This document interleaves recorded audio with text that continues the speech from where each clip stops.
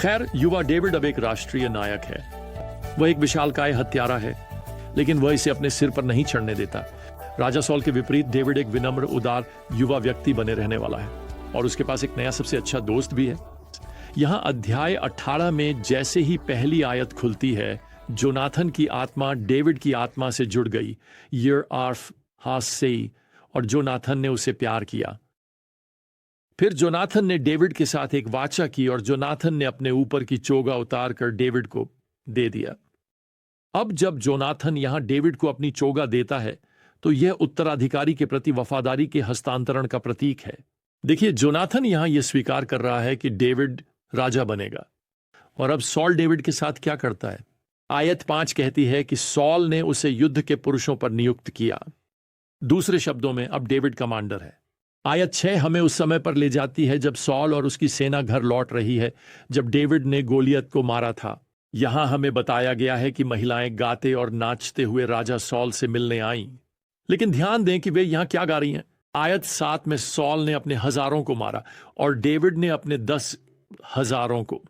खैर, सॉल इस बारे में शिकायत करता है। आयत 8 में उन्होंने डेविड को 10,000 का श्रेय दिया है, और मुझे उन्होंने हजारों का श्रेय दिया है, और उसे और क्या चाहिए सिवाय राज्य के।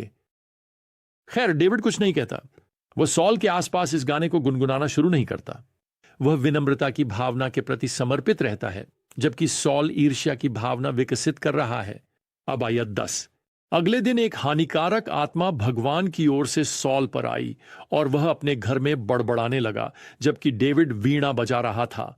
यहां आत्मा का अनुवाद सांस के रूप में किया जा सकता है। तो यह भगवान की उपस्थिति की सांस है, और यह सॉल को उसके भगवान के खिलाफ पाप की गहरी समझ में ला रहा है। लेकिन सॉल क्या करता है? खैर, आयत 11 हमें बताती है कि सॉल गुस्से में फट पड़ता है और डेविड पर अपना भाला फेंकता है, और वह ये 2 बार करता है। मैं तो पहले भाले को चकमा देने के बाद महल में आना बंद कर देता, लेकिन यहां सबसे आश्चर्यजनक बात यह है कि डेविड उस भाले को उठाकर वापस नहीं फेंकता। वह भगवान की कृपा के साथ प्रतिक्रिया करता है। यह मेरे लिए वास्तव में अद्भुत है। प्रिय, हो सकता है कि आप अभी सुसमाचार के दुश्मनों द्वारा हमले में हो। यहां डेविड का अनुकरण करें। उन भालों को वापस मत फेंको। खैर, सॉल ने अपनी बेटी का वादा किया था, किसी को भी जो गोलियत को हराएगा। लेकिन जब समय आता है अब अपनी बेटी मेरव को डेविड को देने का, आयत 19 कहती है कि उसे किसी और आदमी को दे दिया गया। फिर से डेविड कोई हंगामा नहीं करता। वह सचमुच भगवान पर भरोसा करता है कि वह चीजों को ठीक कर देंगे। लेकिन अब एक दिलचस्प मोड़ आता है। सॉल की एक और बेटी है मीकल। वह डेविड से प्यार करने लगती है, और सॉल उसे शादी में देने के लिए खुश लगता है। यह इसलिए है क्योंकि जब डेविड संकेत देता है कि वह राजकुमारी के लिए दहेज नहीं दे सकता, सॉल कहता है, इसकी चिंता मत करो, तुम्हें बस इतना करना है कि 100 फिलिस्तीनियों को मार डालो। पद 25 हमें बताता है कि सॉल उम्मीद कर रहा है कि डेविड फिलिस्तीनियों के हाथों मारा जाएगा। तो डेविड क्या करता है? पद 27 हमें बताता है कि वह बाहर जाता है और 200 फिलिस्तीनियों को मार डालता है। और अब सॉल को मजबूर होकर मीकल को डेविड को देना पड़ता है। लेकिन पद 29 बताता है कि सॉल लगातार डेविड का दुश्मन था। उसकी ईर्ष्या, उसकी जलन की कल्पना करें। वास्तव में वे यहां अध्याय 29 में अच्छी तरह से झांत हैं। अब हम पद 1 में पढ़ते हैं।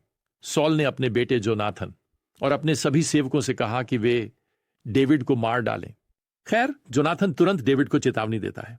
पद 2 में वह उसे भागने और छिपने के लिए कहता है। फिर जोनाथन वास्तव में पद 4 में अपने पिता का सामना करता है, और इन शब्दों को बोलने के लिए बहुत साहस चाहिए। राजा अपने सेवक डेविड के खिलाफ पाप न करें, क्योंकि उसने आपके खिलाफ पाप नहीं किया है। उसने फिलिस्तीनी गोलियत को मार गिराया, और प्रभु ने पूरे इस्राएल के लिए एक महान उद्धार किया। आपने इसे देखा और आप आनंदित हुए। फिर आप बिना कारण डेविड को मारकर इस निर्दोष खून के खिलाफ पाप क्यों करेंगे? देखिए, जोनाथन यहां कोई कसर नहीं छोड़ता। तो वही अपने पिता से कहता है कि उनका रवैया और उनके कार्य पापपूर्ण हैं। पद 6 कहता है, शाऊल ने जोनाथन की आवाज सुनी, और शाऊल ने शपथ ली, जैसे प्रभु जीवित है, उसे मृत्यु के लिए नहीं रखा जाएगा। अब मैं चाहता हूं कि मैं आपको बता सकूं कि यह शांति संधि लंबे समय तक चली, लेकिन यह बिल्कुल भी लंबा नहीं है कि शाऊल ईर्ष्या से फट पड़ता है और वह डेविड पर एक और भाला फेंकता है। पद 10 हमें बताता है कि इस बार डेविड अपनी जान बचाने के लिए भागता है। वास्तव में वह अपनी पत्नी को बताने के लिए घर दौड़ता है। मिखल उसे पद 11 में यहां चेतावनी देती है, अगर तुम आज रात अपनी जान बचाकर नहीं भागे तो कल तुम्हें मार दिया जाएगा। तो मिखल ने डेविड को खिड़की से नीचे उतारा और वह भाग गया। अब हालांकि वह डेविड की मदद कर रही है, आपको समझना होगा कि मिखल डेविड के भगवान के प्रति प्रेम को साझा नहीं करती।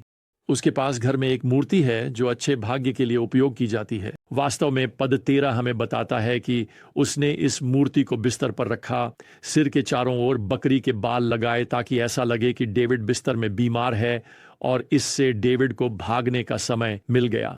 बाद में जब साउल ने मिखल से पद 17 में इस बारे में सामना किया तो डेविड का बचाव करने के बजाय उसने वास्तव में कहा कि डेविड ने उसे मारने की धमकी दी थी। उसने मुझसे कहा, मुझे जाने दो, मैं तुम्हें क्यों मारूं? मैं बिल्कुल भी वफादार नहीं था। खैर, डेविड शमूएल के पास भाग जाता है। यहां पद 18 में वह शमूएल को बताता है कि साउल ने उसके साथ क्या किया, और वह और शमूएल नायोथ में रहने चले गए।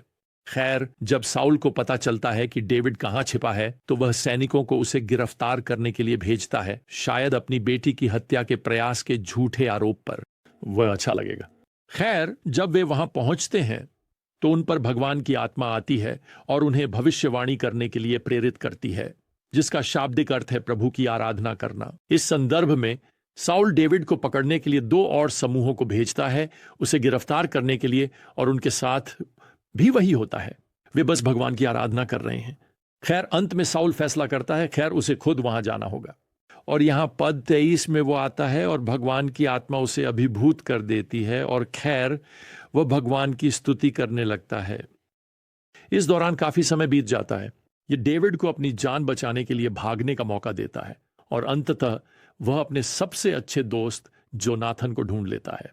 और हम वास्तव में एक बहुत ही भावुक, दिल को छू लेने वाली बातचीत सुनने में सक्षम हैं जब डेविड यहां अध्याय 20 में अपनी उलझन और दर्द को व्यक्त करता है। अब और पद 1 में डेविड कहता है, मैंने क्या किया है? मेरी क्या गलती है? आपके पिता के सामने मेरा क्या पाप है कि वह मेरी जान लेना चाहते हैं? पद 3 में वह कहता है, मेरे और मृत्यु के बीच केवल 1 कदम का फासला है। या इसे दूसरे तरीके से कहें, जोनाथन, मैं आपके पिता द्वारा मारे जाने से बस 1 कदम आगे हूं, और मैं बस सही काम करने की कोशिश कर रहा हूं। खैर, अध्याय 20 के शेष भाग में एक योजना का वर्णन है जो डेविड जोनाथन को देता है ताकि वह उसके पिता की मंशा का पता लगा सके। यहां पर 36 में साउल जोनाथन से पूछता है कि डेविड कहां है, और जोनाथन योजना के अनुसार एक बहाना पेश करता है। साउल को बेहतर पता है तो वह कैसे प्रतिक्रिया देगा? खैर, वह गुस्से से फट पड़ता है, और यहां पद 33 में वह वास्तव में जोनाथन पर अपना भाला फेंकता है। अब इसमें कोई संदेह नहीं है कि साउल तब तक नहीं रुकेगा जब तक डेविड मर नहीं जाता। इसके साथ अध्याय 20 के अंतिम पैराग्राफ में जोनाथन और डेविड को उनके जीवन में हुई सभी घटनाओं पर एक साथ रोते हुए पाया जाता है, और यह सब साउल की अधार्मिक ईर्ष्या और गुस्से के कारण है। ओह सुनिए, दूसरों के पाप दूसरों के जीवन में दुख और शोक ला सकते हैं, विशेष रूप से विश्वासियों के जीवन में।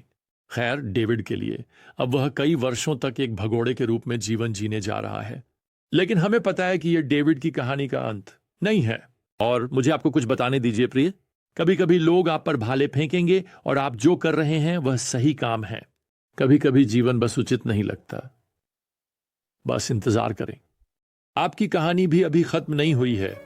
एक दिन, शायद तुरंत नहीं, शायद यहां पृथ्वी पर नहीं, लेकिन एक दिन सब कुछ भगवान की योजना में समझ में आएगा और भगवान सब कुछ सही कर देंगे।